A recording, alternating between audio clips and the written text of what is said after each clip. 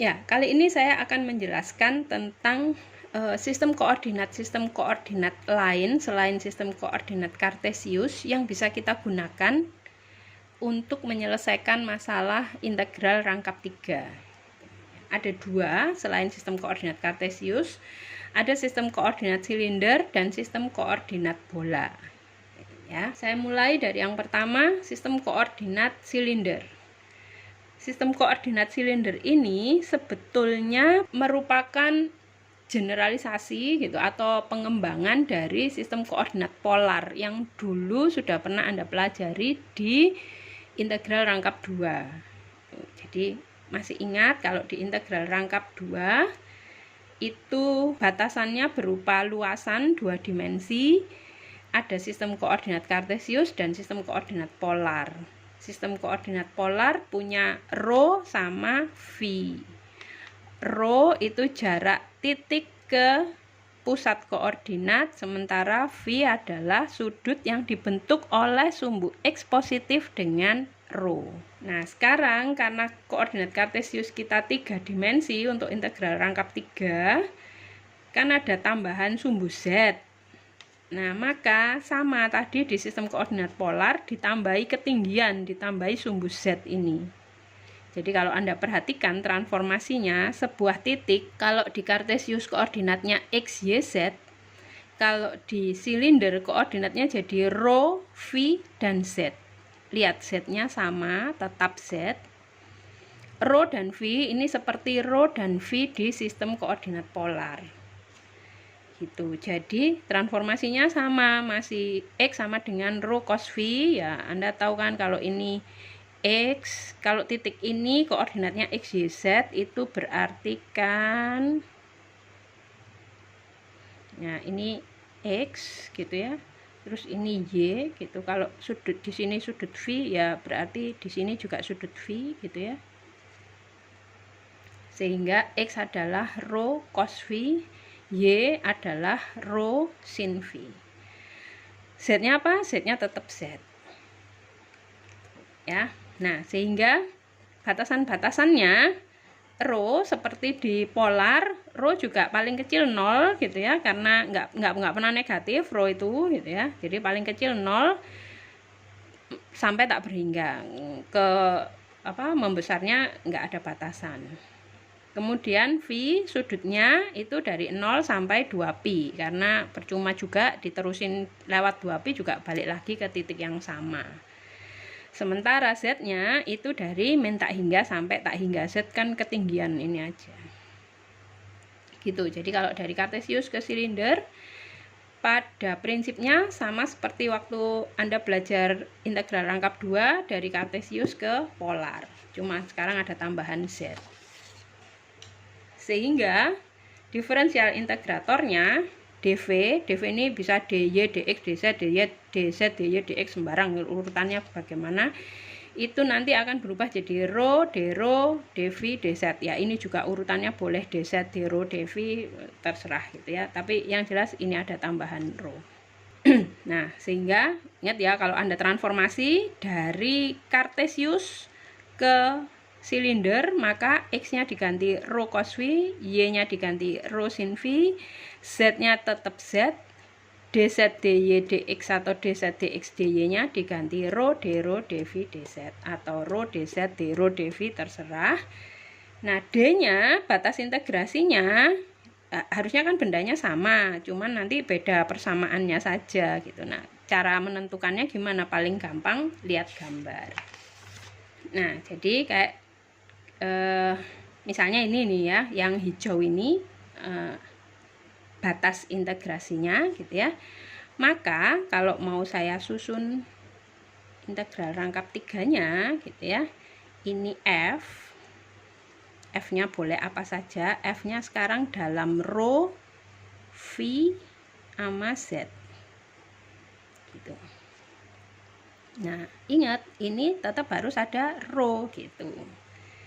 Terus dz dulu misalkan, maka z-nya sama kayak kemarin menentukan batas integrasi, yang dalam itu z-nya berarti permukaannya. Z yang bawah sampai Z yang atas. Jadi kalau kayak gini berarti Z-nya dari U1 sampai Z sama dengan U2. Ini U1 fungsinya sekarang tidak dalam X dan Y tapi dalam rho dan V. Yang ini juga dalam rho dan V. Tuh ya. Terus nah, lihat nih R-nya jadi rho-nya gitu ya. Rho-nya dari ini. Sekarang lihatnya kalau saya mau bikin jadi sama, ini diproyeksikan dulu lagi ke X OY karena Z-nya sudah kita ambil jadi batas yang dalam. Jadi ini diproyeksikan ke X OY, maka ntar saya dapat seperti ini hasil proyeksinya. Nah, R-nya dari mana? R-nya dari R yang kecil ini sampai R yang luar. Gini. Jadi R-nya dari H1 gitu ya sampai H2. Ini masih boleh dalam fungsi. Fungsi apa? Fungsi V. Nah, kemudian V-nya gitu ya. V-nya dari berapa? Lihat nih, berarti dari ini sudut yang garisnya merah ini mulai dari sumbu X positif sampai ketemu garis merah, sampai dari X positif sampai ketemu yang garis kuning gitu. Jadi V-nya dari anggap saja V1 sampai V2. Gitu. Saya contohkan ya. Misal ada batas integrasi kayak gini. Jadi batas bawahnya kerucut, Z sama dengan akar X kuadrat plus Y kuadrat. Batas atasnya bidang datar, Z sama dengan 4. Tuh. Kita mau hitung atau kita mau tentukan batas integrasinya. Sekali lagi dalam topik kali ini saya tidak lagi mengajarkan menghitung integralnya karena menghitung integralnya sama caranya gitu ya. Ini saya mau menentukan batasnya saja. Ini rho gitu ya. Saya mau mulai dari Z dulu. Kalau saya perhatikan, ini Z-nya sekarang Z yang bawah adalah kerucut. Z sama dengan akar X kuadrat plus Y kuadrat. Ingat, Anda harus bisa merubah semuanya dalam rho dan V. X tadi rho cos, terus Y-nya itu rho sin. Berarti gini. Jadi kalau saya jumlahkan, ini rho-nya saya keluarkan, cos kuadrat tambah sin kuadrat kan 1, berarti dia rho. Gitu ya. Jadi Z-nya batas bawahnya dari Z sama dengan rho sampai batas atasnya ini konstan bidang datar, Z sama dengan 4. Jadi di koordinat apapun ya pasti sama, Z sama dengan 4. Itu ya. Habis itu saya mau tentukan rho sama V-nya. Sekali lagi kayak seperti biasanya, setelah tentukan Z-nya, benda ini saya proyeksikan ke bidang XOY. Kalau saya proyeksikan ke bidang XOY kan jadinya cuma lingkaran yang ini, Z sama dengan 4 itu berarti X kuadrat plus Y kuadrat sama dengan 16. Karena tadi ini adalah perpotongan dari kerucut dengan bidang datar. Kerucutnya ini, bidang datarnya ini, kalau saya potongkan hasilnya ini. Ya, berarti rho-nya dari berapa? Saya mau bikin satu lingkaran penuh. Masih ingat ya, kemarin sistem koordinat polar. Kalau saya mau bikin satu lingkaran penuh, maka rho-nya pasti mulai 0 sampai jari-jarinya. Jari-jarinya 4. V-nya karena satu lingkaran penuh, ya berarti V-nya dari 0 sampai 2pi. Ya, begitu menentukan batas integrasinya.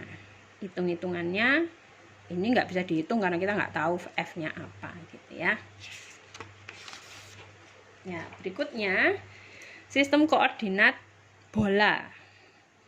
Agak sedikit berbeda sistem koordinat bola ini karena jadi sekarang Anda bayangkan kalau sistem koordinat kartesius itu kan terdiri atas 3 sumbu yang saling tegak lurus. Jadi ini kalau dibayangkan ruangannya itu bentuknya kan balok-balok gitu ya.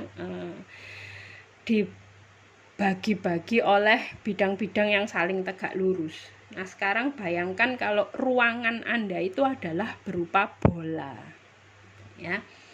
Kalau ruangannya berupa bola, maka setiap titik di sistem koordinat bola itu nanti koordinatnya ditunjukkan oleh R, theta, sama V. Ini saya balik saja ya, supaya konsisten sama yang sistem koordinat silinder tadi. Jadi ini V-nya, ini tetanya.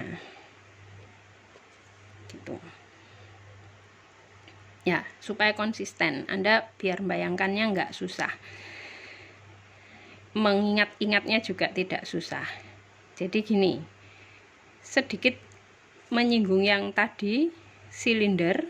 Kalau saya punya sistem koordinat silinder itu, tunggu ya, titik ini itu berarti kan ini panjangnya X, ini panjangnya Y gitu ya. Terus ini yang tadi di tempatnya silinder tadi, ini namanya rho. Nah, ini tingginya adalah Z. Jadi sekarang Anda bisa bayangkan kalau R itu adalah jarak titik ini langsung ke pusat koordinat, maka R itu kan jadinya gini. Kalau ini theta gitu ya, kita mau cari hubungannya. Kalau ini theta, berarti sudut lain yang besarnya theta itu kan ini ya, katanya trigono dulu gitu waktu SMA ya. Ini sudut bersilangan dalam gitu ya. Kalau ini theta, maka ini juga theta. Nah, kalau sudut ini theta, berarti gitu ya, berarti Z itu kan sama dengan R apa ya? Kalau ini yang theta, siku-sikunya di mana sekarang? Siku-sikunya di sini sekarang. Ya toh, kan ini di bidang X, O, Y, ini naik ke atas, berarti kan ini pasti siku-siku. Siku-sikunya di sini, sudut tetanya di sini, berarti R ini kan sisi miringnya gitu ya. Kalau R itu sisi miringnya, berarti Z itu adalah R cos theta. Tuh, kayak gini, betul ya. Z itu R cos theta, terus rho itu adalah R sin theta. Nah, padahal dari sistem koordinat silinder kemarin kan kita tahu kalau ini V, tadi gitu ya. Kalau ini V, berarti terus ini Y, ini X gitu ya. Maka Y itu kan rho sin V, sementara X itu rho cos V ya. Nah, jadi karena rho-nya R sin theta, maka X itu nanti jadi R sin theta cos V. Y-nya jadi R sin theta sin V, dan Z-nya R cos theta. Nah, ini alasan kenapa transformasinya seperti ini gitu ya. Jadi itu sebetulnya trigonometri sederhana saja. Kemudian sekarang batasan-batasannya. R itu sama kayak rho, paling kecilnya 0. Jadi paling besarnya seberapa tidak terbatas, karena ngomongin sistem koordinat kan tidak terbatas, jadi bolanya bisa membesar gitu. Terus nah, tetanya sekarang, tetanya dari berapa? Teta itu ngukurnya dari sumbu Z positif ke R gitu ya. Kalau gitu tetanya itu nggak perlu satu lingkaran penuh, tapi tetanya tuh cukup setengah lingkaran, 0 sampai pi. Saya gambarkan ya, kalau jadi ini semula 0, terus ini R-nya 0, terus kita mau tarik garis sejajar sumbu Z sejauh R gitu misalnya. Nah, habis itu bayangkan ya, saya mau bikin bola. Garis ini saya putar 180 derajat. Nah, maka kalau ini tadi R, sekarang dia jadi diameter gitu kan. Terus dia akan jadi setengah lingkaran. Nah, kemudian setengah lingkaran ini V. Jadi kalau ini V, putarannya V itu ke sana gitu ya. Ini ke putar ke sana. V itu sama kayak V di sistem koordinat silinder yang tadi udah kita batasi, dia 0 sampai 2pi. Makanya ini saya putar 1 kali putaran. Jadi bayangkan Anda punya setengah lingkaran gitu ya. Anda punya setengah lingkaran gini diputar 360 derajat. Maka dia akan menjadi sebuah bola. Ya, itu sebabnya tetanya cukup sampai pi aja. Karena nanti kalau satu lingkaran penuh diputar satu lingkaran lagi akan ada yang overlap gitu, ada yang numpuk. Makanya tetanya cuma sampai pi. Ya, gitu ya. Oke, terus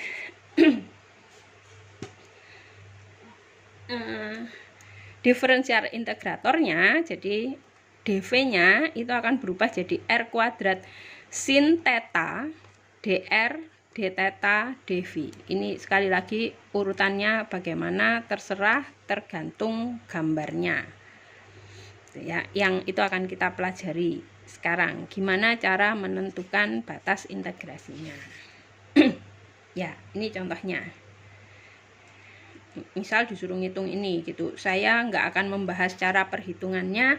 Yang saya bahas adalah bagaimana menentukan batas integrasinya. Jadi G ini udah benda ini kayak konnya es krim lengkap sama es krimnya gitu ya.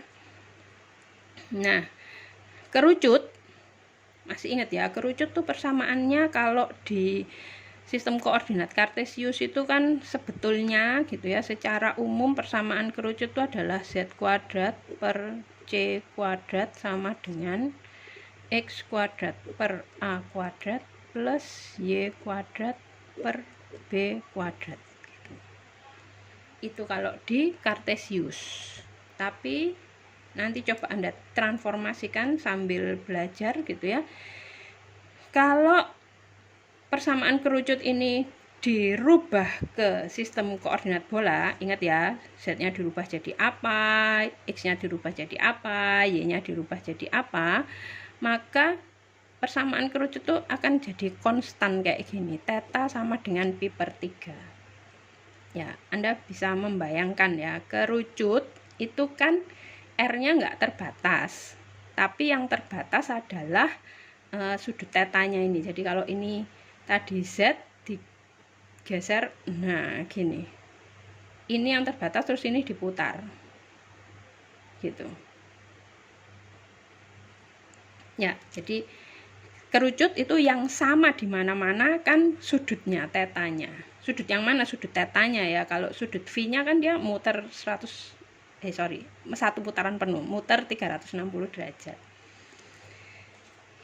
Tuh ya, jadi ini persamaan kerucutnya.